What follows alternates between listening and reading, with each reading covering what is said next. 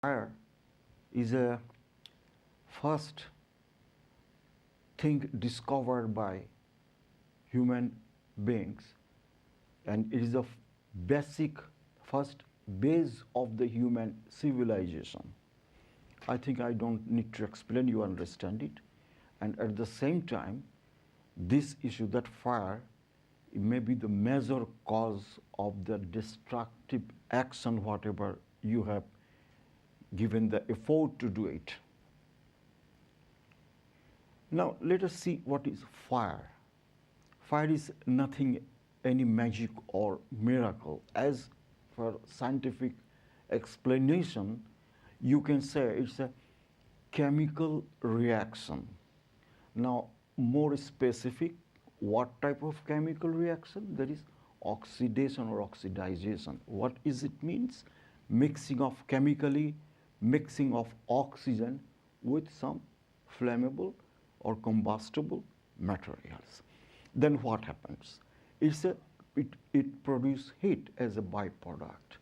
That is why it is called exothermic chemical reaction with fuel and oxygen. Next slides will show that how you will differ that oxidizing material, combustible and flammable material, what is the difference between combustible and flammable material, how you will find or how you will be determined or detect that what is more flammable, which product has a more flammability. All these things we'll discuss in this 1 hour. Let me try. And flame is a visible portion of fire which consists of glowing of hot gases. In this video clip, you have seen flame, then over flame smoke. What happens during fire? The surrounding air become hot and light, lighter than the surrounding other cool air. It goes up, creates a vacuum at the bottom, and that vacuum is compensated or filled by the surrounding air or oxygen from the side. Okay, and in the flame, the hot gas, the glowing flame, the glowing hot gas which you see in the as a form of flame, in this area there is a complete combustion. That is, the gas is completely oxidized by oxygen and giving you the glowing hot gas that we see, and we call it, it's a fire. The gas which cannot be which are not combustible or cannot be combust or mixed with total oxygen, that is incomplete combustion, that we see in the form of smoke and soot, etc. So here problem is this smoke, it contains a lot of gases. Of course there is a water vapor,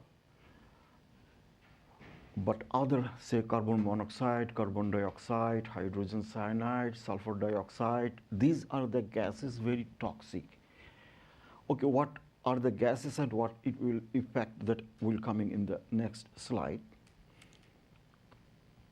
Then smoke, I have already told that this is the smoke. What the smoke can do is extremely toxic, spread very rapidly, and displaces oxygen.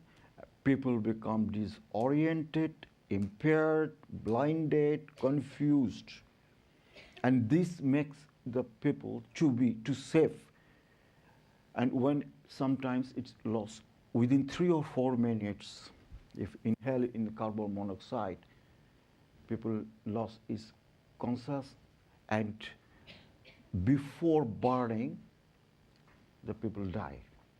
So this is the main cause of the death in case of fire incidents. Studies showed that 75% of death in case of fire incident due to smoke. Next 25% is including many others, say burning, jumping from the window to the ground, many other things that are all are included in 25, but mainly 75% are due to suffocation and inhalation. That is, smoke is the main culprit there. Okay, that I have told that in many fires that had been extinguished in their early stage, people have been found dead of smoke inhalation without having suffered burns. Now, this is very important. Fire spreads in minutes, but smoke kills seconds. We have to always remember in our mind. Now, as I already told, that smoke is the main killer. Let us see. Now we just give attention how is the smoke in this case of another fire incidents. It's happened most probably in UK.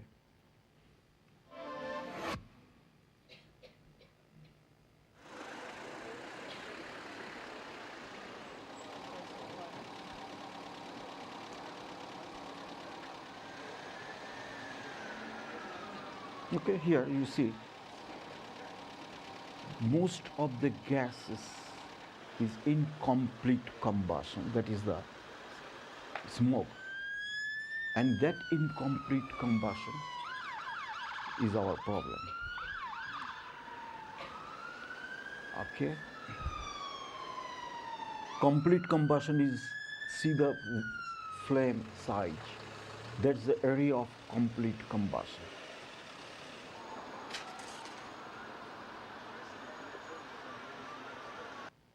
Please don't be afraid.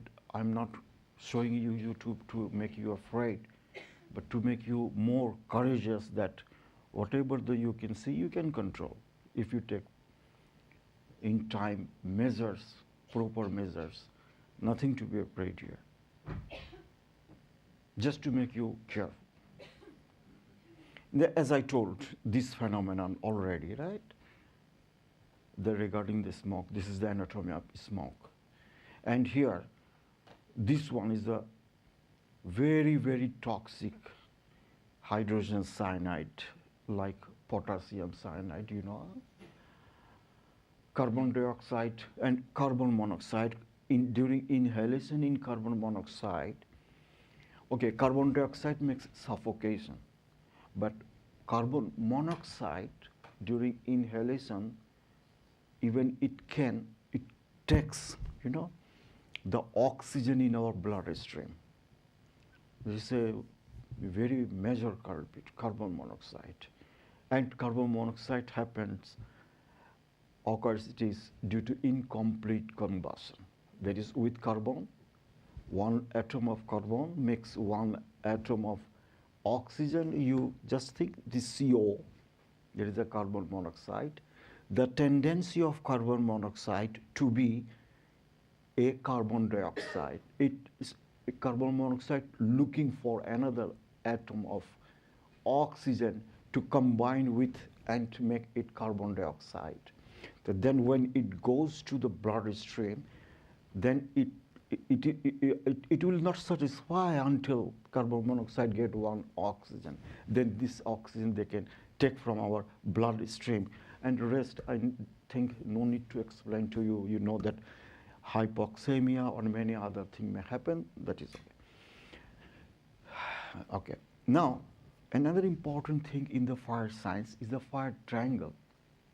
Some authors it calls the fire tetrahedron.